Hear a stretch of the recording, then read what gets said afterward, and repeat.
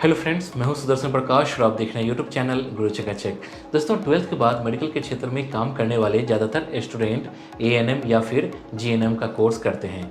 लेकिन क्या आपको पता है कि इन दोनों में से कौन सा कोर्स बेहतर है? किस कोर्स को करने के बाद आपको अच्छी नौकरी मिलेगी और सबसे इम्पॉर्टेंट, किस कोर्स को करने के बाद आपको अच्छी सैलरी मिलेगी? दोस्तों, इस वीडियो में मैं आपको एएनएम और जीएनएम से जुड़े इन्हीं कुछ सवालों के जवाब दूंगा। आपको बताऊंगा आपको इन दोनों में से कौन सा कोर्स करना चाहिए, किस कोर्स को करके आप सक्सेसफुल लाइफ जी सकते हैं। दोस्तों, कई स्टूडेंट ने कमेंट करके पूछा था कि दोनों में से कौन सा कोर्स करना सही रहेगा। तो अगर आप भी 12th के बाद इन दोनों में से किसी एक कोर्स को करना चाह रहे हैं लेकिन आपको कन्फ्यूजन हो रहा है, तो आपको चिंता करने की ज़रूरत नहीं है। इस वीडियो को पूरा देखिए, आपको आपके सवालों का जवाब मिल जाएगा। तो चलिए वीडियो की शुरुआत करते हैं और जानते हैं एएनएम क्या है। दोस्तों, एएनएम का फुल फॉर्म होता है ऑक्सिलरी नर्स एंड मिडवाइफ, जिसे हिंदी में सहायक नर्स मिडवाइफरी भी कहा जाता है। दोस्तों, इस कोर्स में मरीजों की देखभाल कैसे करनी है, उनकी ड्रेसिंग से लेकर उनका कैसे ख्याल रखा जाए, इसकी पूरी जानकारी दी जाती है। आसान भाषा में कहें तो इस कोर्स में मेडिकल से जुड़ी बेसिक जानकारी दी जाती है। इसके बाद जानते हैं जीएनएम क्या है। दोस्तों, जहाँ तक जीएनएम की बात है तो जीएनएम का फुल फॉर्म होता है जनरल नर्स एंड मिडवाइफ। इस कोर्स में स्टूडेंट को नर्स की ही पढ़ाई करवाई जाती है, लेकिन जिस तरह से ग्रेजुएशन के बाद हम किसी खास सब्जेक्ट की डिटेल से पढ़ाई करते हैं, ठीक उसी तरह से इसमें भी नर्स की पढ़ाई को काफ़ी डिटेल से करवाया जाता है। इसमें मरीजों की देखभाल से लेकर उन्हें इंजेक्शन और दवाई देने तक की जानकारी दी जाती है। साथ ही इमरजेंसी की हालत में डॉक्टर के आने तक कैसे देखभाल करना है, इन तमाम बातों की जानकारी दी जाती है। इसके बाद जानते हैं एएनएम और जीएनएम के कोर्स में अंतर क्या है। दोस्तों, अब बात कर लेते हैं एएनएम और जीएनएम में क्या अंतर है। तो दोस्तों, दोनों में बेसिक सा अंतर यह है कि एएनएम का कोर्स डिप्लोमा कोर्स है, जबकि जीएनएम एक ग्रेजुएशन लेवल का कोर्स है। एएनएम का कोर्स करने में 2 साल का वक्त लगता है, जबकि अगर आप जीएनएम का कोर्स करते हैं तो इसे पूरा होने में 3 साल का वक्त लगेगा। और सबसे खास अंतर तो ये है कि एएनएम का कोर्स करने के बाद आप ग्रामीण इलाके में प्राथमिक स्वास्थ्य केंद्र पर नौकरी के लिए अप्लाई कर सकते हैं, जबकि अगर आपने जीएनएम का कोर्स किया है तो आप सदर अस्पताल या फिर जिला अस्पताल में नर्स की नौकरी के लिए अप्लाई कर सकते हैं। इसके बाद जानते हैं कितने साल का कोर्स होता है। दोस्तों, अब बात कर लेते हैं दोनों कोर्स को कितने साल में किया जा सकता है। तो दोस्तों, जैसा कि मैंने आपको पहले ही दोनों कोर्स में बेसिक अंतर क्या है इसकी जानकारी दे दी है, तो आपको उसी से थोड़ा बहुत अनुमान लग गया होगा। वैसे मैं आपको बता दूं कि दोनों ही कोर्स की ड्यूरेशन अलग है, क्योंकि दोनों कोर्स की पढ़ाई का तरीका बिल्कुल अलग है। अगर आप एएनएम का कोर्स करते हैं तो इस कोर्स को पूरा होने में 2 साल का वक्त लगता है, यानी कि इस कोर्स की अवधि 2 साल की है। जबकि अगर आप जीएनएम का कोर्स करते हैं तो इस कोर्स को पूरा होने में 3 साल का वक्त लगता है। जितना समय ग्रेजुएशन करने में लगता है, ठीक उतना ही समय जीएनएम का कोर्स करने में भी लगता है। यही वजह है कि एएनएम में जहां बेसिक तो जीएनएम में नर्सिंग की डिटेल पढ़ाई करवाई जाती है। इसके बाद जानते हैं दोनों में एडमिशन कैसे मिलता है। दोस्तों, मेडिकल के क्षेत्र में कोई भी कोर्स हो उसमें एडमिशन मिलना काफ़ी मुश्किल होता है। यही वजह है कि बहुत कम ही लोग मेडिकल के क्षेत्र में जाते हैं। वैसे मैं आपको बता दूं कि अगर आप एएनएम या फिर जीएनएम का कोर्स करने की सोच रहे हैं तो उसमें एडमिशन लेने के लिए आपको एंट्रेंस एग्जाम देना होगा।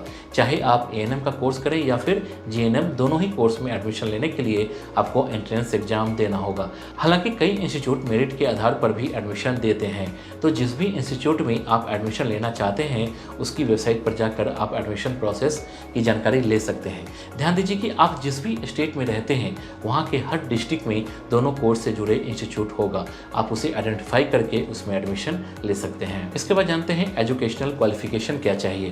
दोस्तों, जैसा कि मैंने शुरू में ही बता दिया है कि इन दोनों कोर्स को 12th के बाद किया जा सकता है। तो अगर आप इन दोनों में से किसी कोर्स को करना चाहते हैं तो उसके लिए आपको सबसे पहले 12th पास करना होगा। उसमें भी 12th में फिजिक्स, केमिस्ट्री और बायोलॉजी होना जरूरी है। अगर इन तीनों सब्जेक्ट में आपने 12th किया है तो आपको आसानी से एडमिशन मिल सकता है। लेकिन एक बात ध्यान रहे दोस्तों, कुछ इंस्टीट्यूट में एडमिशन के लिए 12th के मार्क्स को भी देखा जाता है। कहीं 50% तो कहीं 55% मार्क्स पर एडमिशन मिलता है और कहीं कहीं इससे भी कम मार्क्स पर एडमिशन मिल जाता है। तो दोस्तों, 12th में आप अच्छे से पढ़ाई करें ताकि आसानी से एडमिशन मिल सके। इसके बाद जानते हैं कोर्स की फ़ी कितनी है। दोस्तों, अब सबसे इम्पॉर्टेंट पॉइंट को भी जान लेते हैं। अगर इन दोनों कोर्स को करना चाहते हैं तो उसकी फ़ी कितनी लगेगी, तो चलिए सबसे पहले A&M की फ़ी के बारे में जान लेते हैं। दोस्तों A&M की फ़ी दो बातों पर डिपेंड करता है। पहला ये कि आप सरकारी कॉलेज में एडमिशन ले रहे हैं या फिर प्राइवेट कॉलेज में, क्योंकि दोनों कॉलेज में फ़ी काफ़ी अलग है। अगर सरकारी कॉलेज की फ़ी की बात करें तो उसमें आपको ईयरली 10 से 20 हज़ार रुपये लगेगी, जबकि प्राइवेट कॉलेज से करते हैं तो सालाना 50 से 70 हज़ार रुपये के बीच फ़ी लग सकती है। वहीं अगर हम J&M की बात करें तो इसमें भी फ़ी कितनी होगी ये इसी पर डिपेंड करता है कि आप सरकारी कॉलेज से पढ़ाई कर रहे हैं या फिर प्राइवेट कॉलेज से। अगर आप सरकारी कॉलेज में एडमिशन लेते हैं तो इसमें ईयरली 20 से 25 हज़ार रुपये लग सकता है, जबकि अगर आप प्राइवेट कॉलेज में एडमिशन लेते हैं तो आपको सालाना 70 से 80 हज़ार रुपये के बीच फ़ी लग सकती है। तो आप एडमिशन लेने से पहले कॉलेज की वेबसाइट पर जाकर फ़ी की डिटेल ज़रूर जानकारी ले लें। इसके बाद जानते हैं स्कोप क्या है। दोस्तों मेडिकल के क्षेत्र में A&M और G&M का कोर्स करने के बाद आपके पास कई सारे विकल्प मौजूद हैं, क्योंकि मेडिकल एक ऐसा क्षेत्र है जहां ना सिर्फ हमारे देश में बल्कि विदेशों में भी कभी भी काम की कोई कमी नहीं है। इसके पीछे एक वजह ये भी है कि आजकल लोगों की लाइफस्टाइल इतनी ज़्यादा बदल गई है, ऊपर से नई नई बीमारियाँ जिस तरह से आ रही है उसे देखते हुए बड़ी संख्या में नर्स की ज़रूरत पड़ती है। तो इस क्षेत्र में नौकरी की कमी तो कभी आने वाली नहीं है। ऊपर से भारतीय नर्सों की डिमांड विदेशों में सबसे ज़्यादा होती है, क्योंकि भारतीय नर्सें ज़्यादा मेहनती होती हैं और जिस तरह से वो मरीजों की देखभाल करती हैं उतना कोई नहीं करता। इसके बाद जानते हैं दोनों के सिलेबस में क्या अंतर है। दोस्तों अब A&M और G&M के सिलेबस में क्या अंतर है ये जान लेते हैं, क्योंकि दोनों कोर्स के सिलेबस को लेकर ज़्यादातर स्टूडेंट में काफ़ी कन्फ्यूजन होता है। लेकिन दोस्तों आपको कन्फ्यूज होने की ज़रूरत नहीं है। तो चलिए पहले A&M कोर्स के सिलेबस के बारे में बात कर लेते हैं। तो दोस्तों इसमें आपको midwifery, medical surgery nursing, child health nursing, health promotion, community health nursing and health centre management के बारे में पढ़ाया जाता है। जबकि अगर हम G&M की बात करें तो 3 साल के इस कोर्स में आपको nursing and midwifery, nursing education, research and statistics, community health nursing, nursing administration and ward management, pharmacology, physiology and anatomy के बारे में पढ़ाई करवाई जाती है। इसके बाद जानते हैं दोनों के सैलरी में क्या अंतर है। दोस्तों अब सबसे अहम पॉइंट को समझ लेते हैं कि दोनों की सैलरी में कितना अंतर है। तो चलिए सबसे पहले A&M की सैलरी के बारे में जान लेते हैं। तो दोस्तों A&M करने के बाद अगर आप जॉब करते हैं तो आपकी सैलरी सालाना 2.5 लाख से 3 लाख रुपए तक हो सकती है। हालांकि कई कंडीशन में ये सैलरी बदल भी सकती है। जैसे प्राइवेट अस्पताल में काम करने पर सैलरी अलग हो सकती है, जबकि अगर आप सरकारी अस्पताल में नौकरी करते हैं तो सैलरी कुछ और हो सकती है।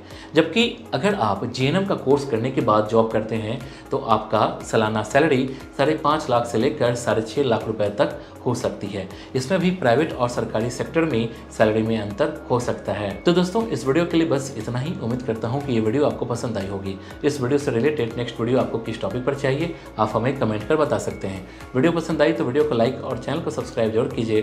Thank you.